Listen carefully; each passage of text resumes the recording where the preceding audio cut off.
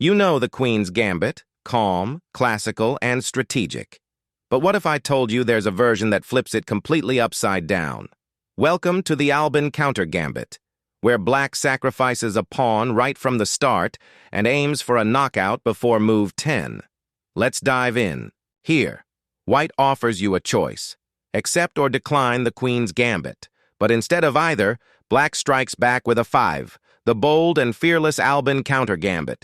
It's not defense anymore. It's attack from move 3, and the game just got dangerous. White captures, D takes e5. And now we're officially in Countergambit territory. Black's down a pawn, but in exchange, gets open lines, fast development, and a center that's about to explode with activity. And here it comes, d4. Black immediately seizes control of the center, pushing forward with power. This pawn becomes the spearhead of the entire counterattack. e3, a common and logical move from White. It challenges Black's strong d4 pawn while opening up the diagonal for the light-squared bishop. White is trying to stay solid and regain control, but in the Albin Countergambit, every solid move can still turn into danger fast. Bishop to b4, check. This is another signature move of the Albin Countergambit. It's not just a check, it's a tactical shot that develops with tempo, pins the knight's future square, and keeps the pressure on while Black's center pawns dominate the board. White blocks with bishop to d2, a natural and solid response to stop the check. It defends smoothly but also slightly limits White's own development. Black's already ahead in activity, and the pressure is only starting to build. Black completely ignores the hanging bishop on b4 and plays d takes e3. A brilliant move. Why? Because it's not about material, it's about momentum.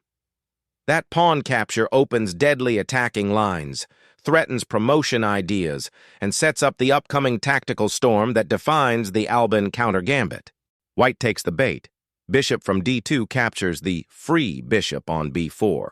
It looks like an easy win, but this is where the trap begins. That free bishop just opened the door for Black's attack, and the next moves will show exactly why this capture is a huge mistake. e3 takes d2, check.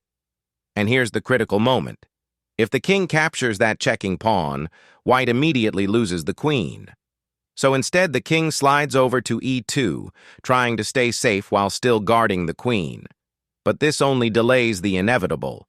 The attack is far from over. And here comes the most fascinating part of the Albin Countergambit. The f2 pawn captures the g1 knight. But wait, most players expect a queen promotion here, right?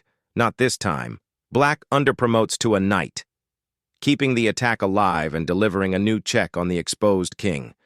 It's a brilliant tactical twist. The knight will be captured by the rook anyway, but not before it wreaks havoc and keeps the king under fire. As expected, the rook captures the knight, trying to calm things down, but there's no break in the storm. Bishop to g4, check. Another powerful move from Black, cutting off escape squares and pinning the king in the center. This is pure Albin Countergambit chaos. Every move is a new threat. The king retreats back to e1, trying to regroup, but it's too late. Black's queen captures White's queen, check. An absolute demolition. Black is completely dominating the board. At this point, the engine shows mate in 5. The attack is mathematically unstoppable. The White king tries to run, king to f2, the only move to survive another turn. But Black keeps up the assault. Queen to d4, check. The king scrambles again, king to g3, and the checks just keep coming. The net is closing, and the king has nowhere left to hide. Queen to e3, check. The chase continues. The White king, desperate and exposed, captures the bishop on g4, thinking it's safe. But here comes the finisher, pawn to h5, check. The king is forced to the only square, h4, and then pawn to g5, checkmate. What an incredible finale. The Albin Countergambit ends with the White king hunted across the board and checkmated by pawns. If you enjoyed this breakdown, make sure to like, subscribe, and ring the bell, so you don't miss the next wild trap or brilliant attack here on Timur's Tactics.